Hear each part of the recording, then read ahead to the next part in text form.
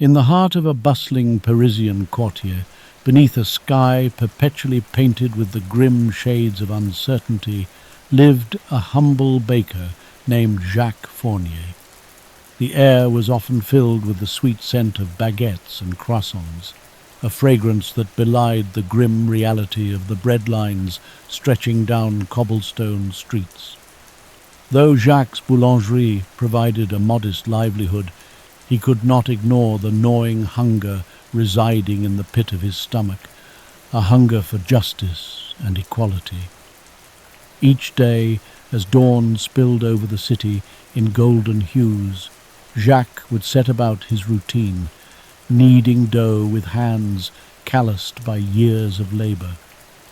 Yet the same hands which crafted the delicate pastries always seemed to reach into empty pockets. Beyond the wooden counter, voices from the streets rose and fell like the tide, carrying tales of opulence and inequality. Jacques could not avert his gaze from the stark contrasts of his world. The opulence of the nobility seemed like a distant star, untouchable yet painfully brilliant. Juxtaposed against the tapestry of grandeur were the tattered garments of the poor, bodies bent under the weight of toil. On brisk mornings, as Jacques stepped outside, he observed carriages adorned with gold trimming glide effortlessly over the stone-laid streets, their occupants draped in silks and pearls. It was as if time had cocooned these aristocrats in a separate dimension, impervious to the howling winds of change. One evening, as the sun dipped below the horizon and shadows lengthened across the city, Jacques wandered into the square. The sounds of fervent speeches echoed through the air as men and women gathered, their faces aglow with the fire of revolution. Inspired by the call for liberté, égalité, fraternité, Jacques felt the stirrings of a forgotten hope. These words, whispered in dark alleys and shouted from rooftops, resonated with a powerful truth. His heart swelled with a new purpose. In these gatherings, Jacques found comradeship and a sense of belonging. The stories shared among the revolutionaries unfolded the tormented pages of a nation long shackled by tyranny. It was here the seeds of revolution were sown deep within his soul, urging him towards a destiny intertwined with the echoes of history. As the evening fog enveloped the streets like a soft cloak, Jacques returned to his modest quarters, eyes alight with the dreams of a reconstructed future. He latched onto the idea that insurmountable change was possible, that the new dawn might bring with it freedom for those who had been voiceless for too long. In the quietude of his dimly lit room, surrounded by untouched loaves that seemed to mock his aspirations, Jacques vowed to become a part of this colossal upheaval. The winds of revolution had begun to whisper through the city with irresistible fervour, and Jacques, a simple baker with grand dreams, was determined to listen. Jacques awoke to a city caught in a breathless pause, the silence before a storm. Paris was teeming with an electricity that seemed to vibrate through its labyrinthine streets, announcing an awakening from the numbing grip of oppression. The scent of the baker's early morning loaves mingled with a more potent aroma, the scent of change. In the days following his initial encounter with the determined crowd, Jacques found himself more frequently among them. The gripping words of pamphlets distributed by eager hands held promises of a new France, and he drank their rhetoric like sweet wine. In coffee houses and taverns that brimmed with hushed conspiracies and lively debates, he listened intently to revolutionaries who spoke with fervour, sketching out visions of a republic free from the yoke of monarchy.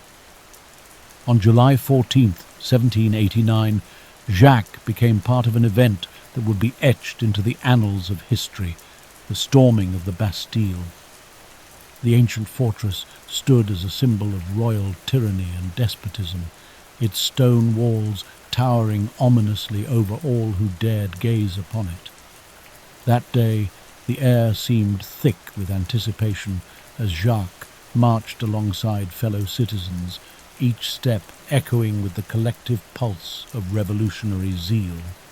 The scene was both exhilarating and terrifying.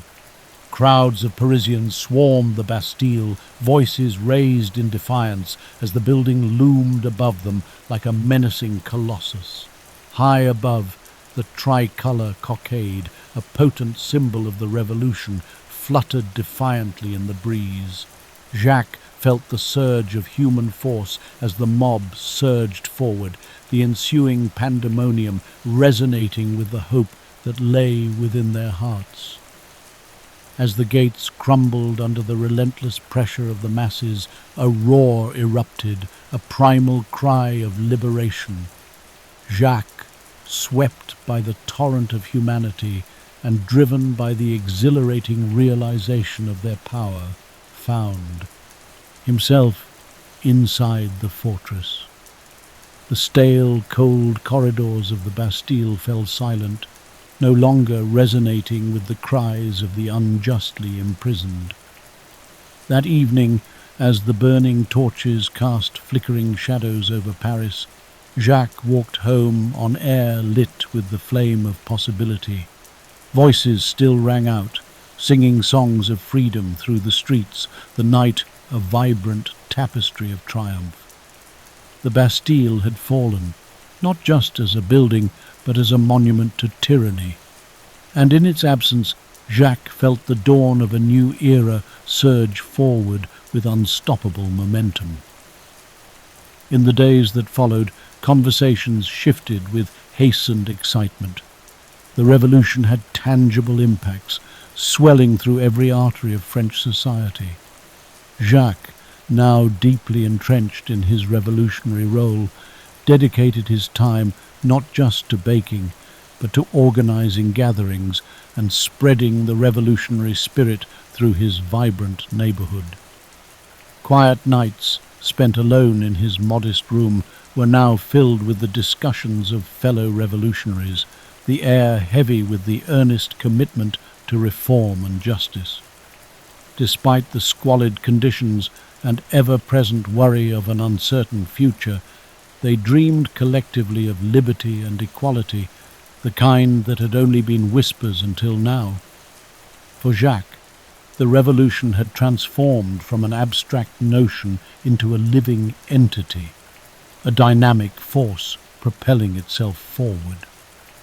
Little did he know, though, that what had begun with the fall of a fortress would soon unveil darker complexities, testing the ideals that had so impassioned him. As summer gave way to the brilliance of autumn, Paris remained alight with revolutionary fervour. The city was a giant stage with a cast of passionate idealists, and Jacques played his part diligently. In the wake of the Bastille's fall, the National Assembly declared the Declaration of the Rights of Man and of the Citizen, a document that resonated with the promises of freedom and equality that had fueled Jacques' hopeful dreams. The Declaration's words were the ink that carved his aspirations into reality, each page a testament to human rights and justice. Jacques found purpose in sharing its contents with those less literate, his boulangerie increasingly becoming a hub of learning and discussion. Standing amid flower-dusted shelves, Jacques would read aloud, his voice carrying the power of these newly forged rights to captive and eager listeners. This idyllic momentum, however, was haunted by shadows of the past and present, whispers of a looming hunger crisis. In October, as crops failed and bread became scarce, the city's resilience strained under the weight of deprivation. Despite the promising reforms on parchment, the essence of change wavered when faced with the immediacy of empty stomachs. It was during this restless time that Jacques encountered events he could never have anticipated. On October the 5th, in what began as a protest against scarcity and rising bread prices, thousands of women marched from Paris to Versailles. Borne on the winds of urgency, they demanded action and accountability from the monarchy itself. Jacques, swept once again by the tide of revolution, followed these courageous women. Their march was an extraordinary testament to the power of the people, their demands echoing down the roads that separated Paris from the gilded enclosure of the monarchy. As the procession reached the gates of Versailles, they surged with chants of freedom, bread, and bravery. Within the palace's opulent walls, the king and queen were confronted with not merely a crowd, but the voice of an anguished nation. The turmoil of the day extended into the night, and by dawn victory belonged to the relentless resolve of the people. King Louis XVI, faced with undeniable reality and growing pressure, agreed to accompany the marchers back to the capital. This historic event, known as the Women's March on Versailles, marked a turning point, symbolizing a shift of power from Versailles to the heart of Paris. Jacques watched as the royal family made their way amidst the throng, guided down the cobblestone paths to their new residence within Paris. It was a testament to a world truly transforming. The grandeur of Versailles, once a fortress of indifference, now stood in echoes behind them. For Jacques, these experiences cemented the notion that true change was possible, and it was woven from the courage of those daring to rise against centuries of complacency. Yet, in their newfound triumphs, the future was still an uncharted sea, and the tides ahead promised both promise and peril. As autumn leaves fell, Paris braced for the unfolding narrative yet to be written, one in which Jacques would continue to play his part. As the winter chill crept through the narrow streets of Paris, the revolutionary fervour grew ever more fervent and unpredictable. Jacques, now a well-regarded figure in his neighbourhood, found himself swept up in the currents of radical change surging through the city. Each day brought new developments as France sought to redefine itself and shake off the vestiges of monarchy. Within this whirlwind, Jacques discovered himself increasingly drawn to the Jacobins, a revolutionary political club that met in a former convent. These gatherings became a second home to him, his evenings filled with heated debates and passionate discourse. Here, under the influence of influential leaders like Maximilien Robespierre, Jacques was inspired by an uncompromising vision of a republic founded on equality. The Jacobin Club argued for profound social reform and took part in shaping the future of the nation. Jacques felt heartened by their fervour, but was also aware of the rising intensity in rhetoric. As the atmosphere grew more charged, so did the demand for dramatic action against perceived enemies of the revolution, both foreign and domestic. One particular winter's night, Jacques learned of the dramatic events unfolding around the Champ de Mars on July the 17th, 1791. A peaceable gathering had escalated into violence as crowds assembled to protest the monarchy's reluctance to embrace full democracy, resulting in the Champ de Mars massacre. The municipal government, nervous about the crowd's size and intentions, had ordered martial law, leading to bloodshed as National Guard troops fired upon unarmed civilians. The incident haunted Jacques, casting a sombre shadow over his perception of the revolution. Although not present, the massacre's stories reverberated through his consciousness. The events at Champ de Mars were a sobering reminder of the fragility of human life, particularly when idealism clashed with power. Amidst such turmoil, the royal family's attempted escape in June 1791 during the flight to Varennes was uncovered. Public trust plummeted as this event laid bare the chasm between the monarchy and the pulse of revolutionary France. The king's capture and forced return to Paris solidified his image as a prisoner of circumstance more than a guiding hand of power. Though these events inflamed the passions of many of Jacques' comrades, securing a foothold for the rhetoric of radicalism, Jacques found himself awash in doubts. As he stood in his boulangerie, flour staining his hands but unable to obscure the restlessness in his heart, he pondered the course of his beloved city. Jacques wrestled with questions that tugged at the edges of his beliefs. How steadfast was justice when politics turned to violence?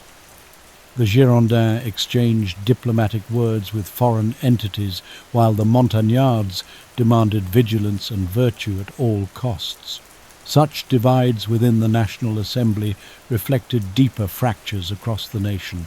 Yet for Jacques, commitment to fairness, egalitarianism, and the idea of a republic stood firm. Even as whispers of brutality floated through conversations in the club and tensions simmered beneath the surface, Jacques believed fervently in a revolution that could burn bright rather than blaze destructively. Each day in Paris brought new hope or despair, shaping a city that was unrecognizable from the one Jacques had lived in before. The dawn of a new season was approaching, and as the people of France ventured into 1792, uncertainty remained their constant companion. Nevertheless, Jacques resolved to ensure his role was one of positive contribution, clinging to the noble ideals that had lit the path thus far.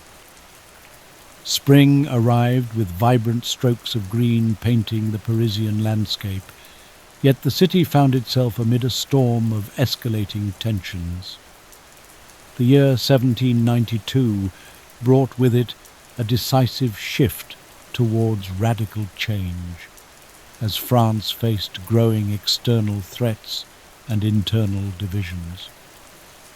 Jacques, like many of his compatriots, watched with apprehension as his world teetered on the brink of chaos.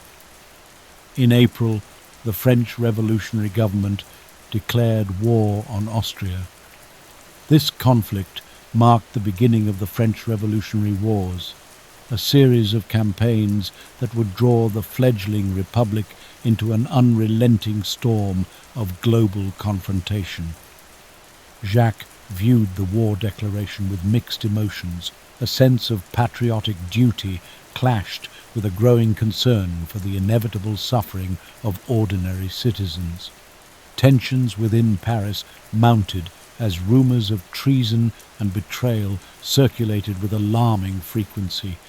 In political clubs and public squares, animosity grew against those perceived as enemies of the revolution. As summer's warmth lingered in the air, events took a critical turn when an enraged populace stormed the Tuileries Palace on August the 10th. The monarchy appeared, increasingly isolated from its people, and the fierce insurrection effectively dismantled the royal family's remaining power. Jacques was not a direct participant in the assault on the Tuileries, yet the consequences of that day rippled through his world. With the monarchy suspended, the National Assembly transformed into a more radical body, the National Convention, tasked with drafting a new constitution. The urgency for profound political and social reforms could no longer be understated. The streets of Paris, once alive with promise, now resonated with the anxious whispers of uncertainty and fear. As Jacobin rhetoric intensified, purges of those deemed traitors became commonplace. Public executions via the guillotine loomed over the city, charging the air with dread. Louis XVI, once a distant figure cloaked in luxury, was now no more than a prisoner awaiting his fate. During this volatile period, Jacques kept his humble boulangerie afloat, a bastion of normalcy amidst upheaval. Yet in the late hours, as the world outside darkened, he found himself increasingly conflicted. The revolution he had longed for was no longer a dream sharply defined by righteousness, its boundaries blurred by the bloodied shades of retribution. The September massacres, a grim testament to this transformation, filled Jacques with dread. Over a span of days, Paris was gripped by a frenzy of extrajudicial killings, as hundreds of prisoners accused of royalist sympathies perished in the onslaught.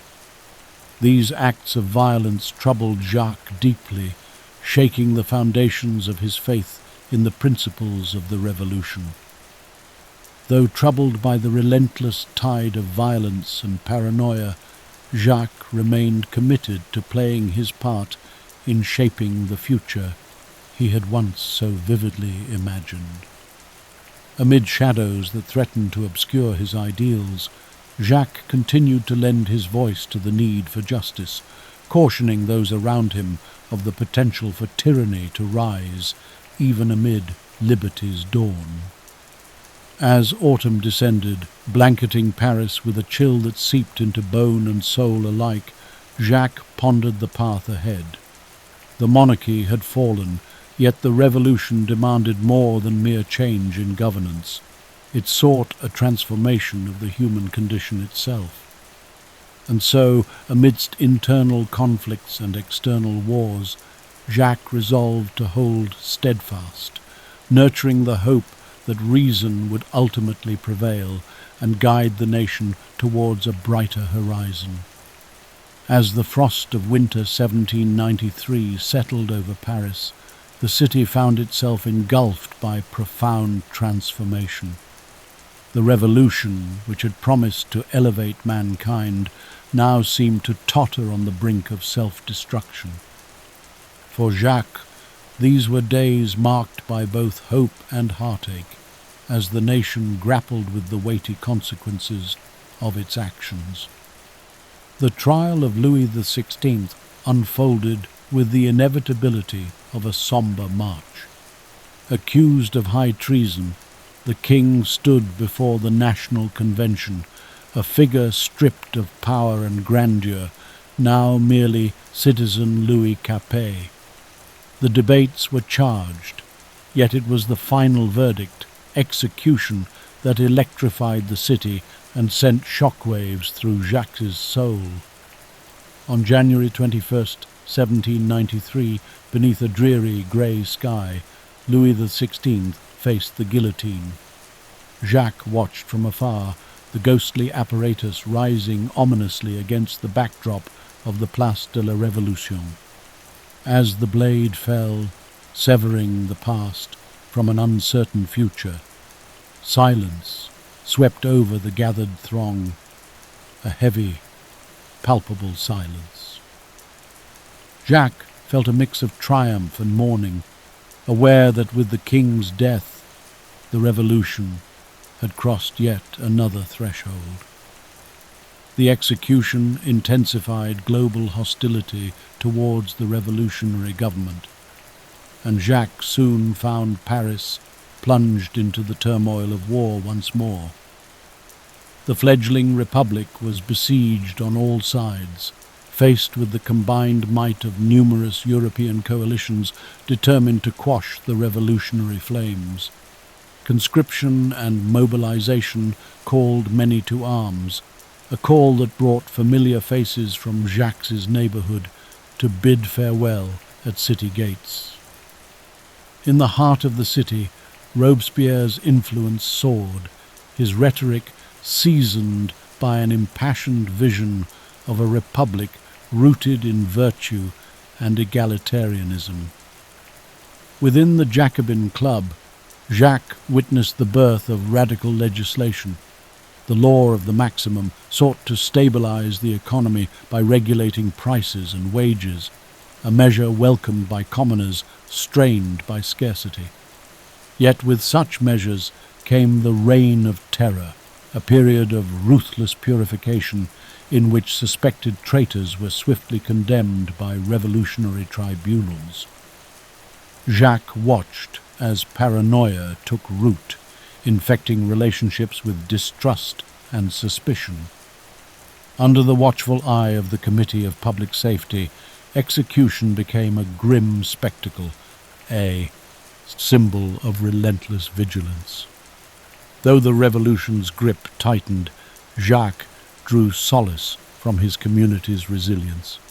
Each morning he baked despite meager resources, his humble shop fostering warmth and camaraderie amid the bleakness. Conversations in the dim glow of candlelight became havens of comfort, a chance to remind one another of the dream that had started it all, a dream of liberty. The shift of power echoed through the city, and with it rumors of plots and counter-revolutions filled the air. Yet even as the world crumbled and rebuilt itself in equal measure, Jacques held firm to his belief in a future shaped by equality and balance. As spring dawned over France, casting gentle light over a landscape scarred yet resolute, Jacques remained vigilant. In the shadows of monuments, both fallen and rising, he found courage in perseverance and strength in solidarity, quietly hoping that the tempestuous journey would eventually yield peace amid the rubble of revolution.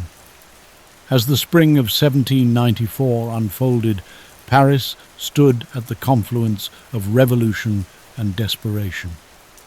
The city, once vibrant with the promise of change, now simmered with an intensity that could not easily sustain itself.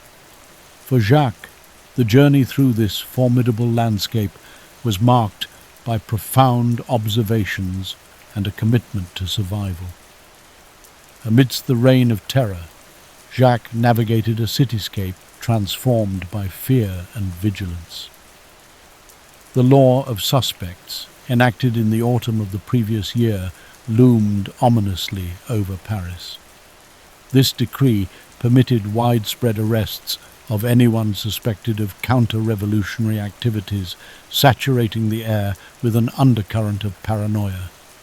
Citizens walked with guarded steps, acutely aware that a single misstep or a careless word could usher in tragedy.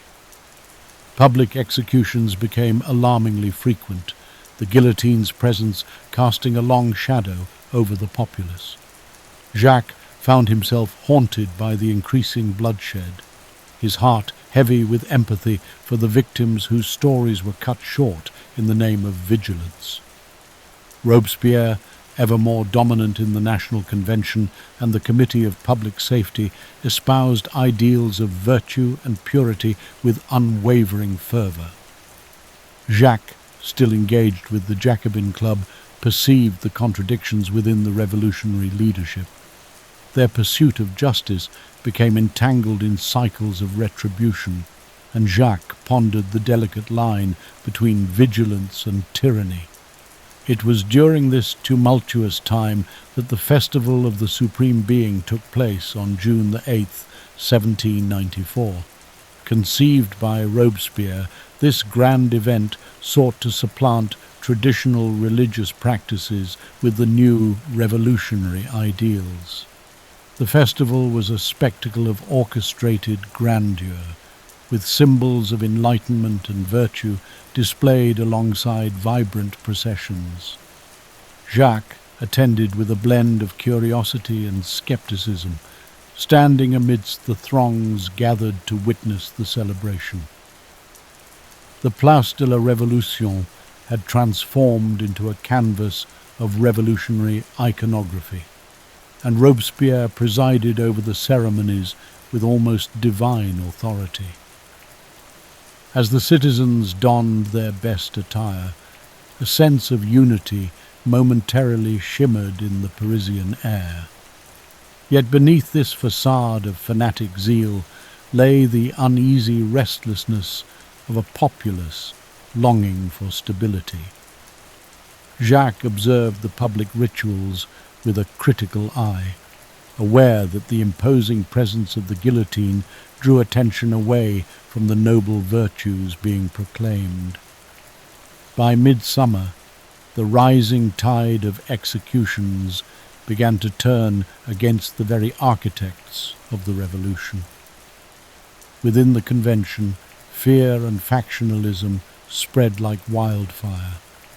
The guillotine had become a symbol not only of justice, but of its excess, severing its ties even with those who had once fiercely defended its necessity. As July unfolded, whispers of conspiracies culminated in the fall of Robespierre himself. The Thermidorian reaction on July 27th marked a profound turning point. Accused of dictatorial ambitions, Robespierre and his closest allies were arrested and quickly executed, the quashing of his utopian vision sending shockwaves throughout the city. Jacques watched the transformation with tempered relief, aware that even as one chapter closed, a new and uncertain one had begun. The fall of Robespierre marked an end to the reign of terror, but the struggle to reconcile the ideals of the revolution with the reality of governance remained. In the aftermath, Jacques returned to his boulangerie, finding solace in the simple act of baking. The revolution continued to shape his world, sometimes in ways that were as unexpected as the rising of a loaf. With each sunrise, Jacques felt the pulse of a nation seeking to redefine itself, and he too yearned to grasp the elusive dream of peace and liberty amidst the debris of dreams. As the year 1794 waned, the aura of Paris shifted noticeably under the warm hues of autumn. With Robespierre's fall, the city began to shake off the shackles of systematic terror. In this new phase, known as the Thermidorian reaction, Jacques witnessed a France eager to distance itself from the vicious cycles of revolutionary extremism. In this climate of transformation, the National Convention embarked on a mission to revert oppressive policies implemented under the Committee of Public Safety. The measures of the Reign of Terror were slowly dismantled, and former Jacobin strongholds like Jacques' beloved club faced scrutiny and disbandment. As fear of tyranny subsided, the culture of debate and discourse that Jacques cherished found room to thrive once more, albeit tinged with the sobering lessons of recent history. Jacques found renewed hope as the oppressive heat of suspicion cooled, allowing personal freedoms room to expand. With the abolishment of the law of the maximum, trade and commerce enjoyed a brief sense of freedom, though not without challenges. Economic fluctuations and inflation posed new difficulties for Parisians. Jacques, while relieved at the cessation of terror, faced the complexities of ensuring his small boulangerie remained viable amidst changing times. The struggle for stability extended beyond economics. Political factions vied for dominance, and just as the streets once echoed with calls for liberty, they now buzzed with new alliances and aspirations. The National Convention, seeking to stabilize governance, introduced a new constitution. On August 22nd, 1795, the Constitution of the Year III was adopted, establishing the Directory as the executive government.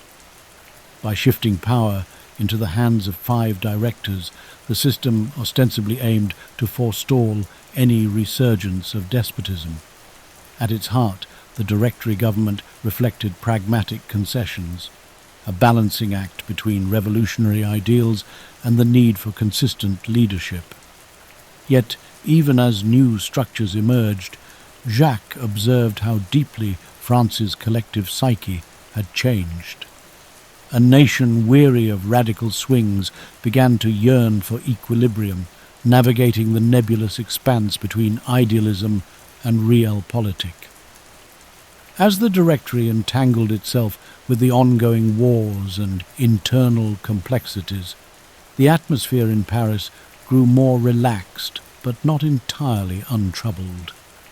The sound of drums and military parades filled the air as Jacques occasionally welcomed soldiers into his boulangerie, each bearing tales from France's expanding frontiers. Through the stories and news that wafted into his shop along with customers, Jacques learned of yet another rising star in France's military midst, Napoleon Bonaparte. The Corsican commander's exploits in Italy captured public imagination, and though distant from the political power plays in Paris, Jacques sensed the ripples of destiny woven into the fabric of France's future. Amidst these swirling currents, Jacques maintained his commitment to the revolution's core ideals, seeking ways to contribute meaningfully to the evolution of his nation. The boulangerie remained a sanctuary for dialogue and respite, a microcosm of hope against the broader backdrop of tumult. As autumn whispered promises of winter, Paris faced an unfamiliar quietude, a lull in the cacophony of upheaval that had defined recent years. For Jacques, the passing seasons hinted at the delicate balance between change and continuity, illuminating the ceaseless journey toward a republic where dreams might finally take root in fertile ground. In the eve of revolution's storm, Jacques stood resolute, both participant in and witness to the dawning of a turbulent yet hopeful era. As 1796 dawned over Paris, the city and its inhabitants eagerly sought signs of lasting peace amidst an ever-changing political landscape. Jacques, now familiar with the ebb and flow of revolutions, continued to nurture his boulangerie, a steadfast symbol of perseverance, as France ventured tentatively towards a new chapter. The Directory, despite its efforts to stabilize the nation, grappled with persistent challenges. Internal strife and external pressures underscored the need for strong leadership, drawing increasing attention to military successes that offered hope amid societal uncertainty. Among the commanders celebrated for their victories, Napoleon Bonaparte emerged as a figure whose charisma and strategic prowess captivated the public imagination. While Napoleon's Italian campaign secured much-needed victories and territories for France, Jacques recognized the paradox of a republic increasingly reliant on military might. Within Paris, whispers of glory coexisted uneasily with darker truths, battles won at great cost, and the incursion into political realms by uniform-clad figures. Though Jacques admired Napoleon's brilliance, he remained cautious, wary of the allure of any individual wielding too much power. Meanwhile, the Directory sought to suppress royalist uprisings and manage the revolutionary aftermath. Parisian society reflected attempted normalization. People yearning for prosperity and stability began to navigate the newfound freedoms and constraints that emerged from the tumultuous years. Social gatherings gained prominence, with salons and theatrical performances serving as outlets for the repressed cultural spirit of the people. Jacques continued to intertwine his days with elements of this cultural revival. His boulangerie, with its comforting scent of freshly baked bread, became a rendezvous point for patrons seeking refuge, discourse, and unity. Conversations unfolded over warm loaves and steaming cups of coffee, weaving threads of community in the aftermath of revolution. Through these interactions, Jacques pondered the ideologies that had fueled France's metamorphosis. While the ideals of liberty, equality, and fraternity remained beacons guiding his path, he acknowledged the complexities inherent in achieving them, a realization mirrored by ongoing debates within Parisian circles. In April 1797, the elections brought a new wave of royalists into the Directory, challenging the dynamics of republican rule. Jacques, observing these political shifts, noticed how power slipped like sand through trembling fingers, the potential for backsliding a constant spectre lurking in the wings. Standing at this crossroads, Jacques remained mindful of history's lessons, even as France tentatively navigated its unfolding future. Each day brought new developments, the hum of anticipation blending with uncertainty to create a symphony of potential. As winter turned to spring, a gradual awakening unfurled over the city, breathing life into the remnants of a deeply scarred yet fiercely resilient Paris.